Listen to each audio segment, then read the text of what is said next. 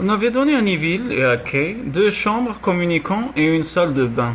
Ces pièces formaient au premier étage comme un petit appartement indépendant, qu'on réservait aux couples qui venaient à la pointe aux mouettes. La seule chambre à 2 lits étant celle de Lady Tressilian. Neville traversa sa chambre et entra dans celle de sa femme. Kay, qui s'était jetée sur son lit pour y pleurer tout son saoul, tourna vers lui un visage baigné de larmes. « Te voilà tout de même !» s'écria-t-elle avec beaucoup d'humeur. « Tu as mis le temps !»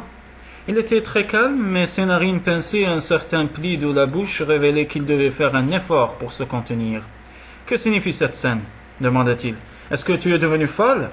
Pourquoi as-tu donné cette revue à Audrey, au lieu de me la donner à moi ? Voyons, Kay, tu n'es pas une enfant.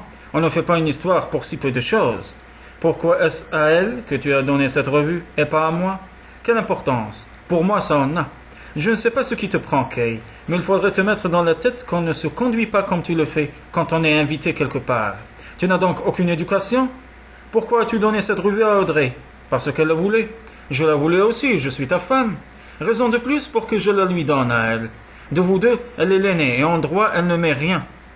Tout ce qu'elle voulait, c'était marquer un point contre moi. Elle a réussi, puisque tu prends son parti contre moi.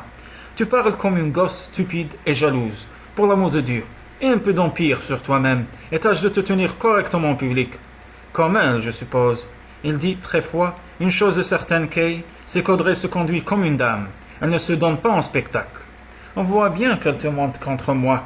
Elle me déteste et elle prend sa revanche. Kay, je te prie d'en finir. Tu fais un drame avec un rien, et tu dis des bêtises, j'en ai par-dessus la tête. Alors allons-nous-en, partons demain. Cette maison me fait horreur. Il n'y a que 4 jours que nous y sommes. C'est plus qu'assez. Partons, Neville, je t'en supplie. Inutile d'insister, Kay. Nous sommes venus pour 15 jours, nous resterons 15 jours. Vous vous en repentirez, toi et ton Audrey. Tu t'imagines qu'elle a toutes les vertus ? Je ne m'imagine pas qu'elle a toutes les vertus. Je sais seulement que c'est une femme charmante, avec qui je ne me suis pas très bien conduit et qui s'est montrée très chic en me pardonnant. C'est là que tu te trompes. Elle avait sauté au bas du lit, sa colère semblait tomber.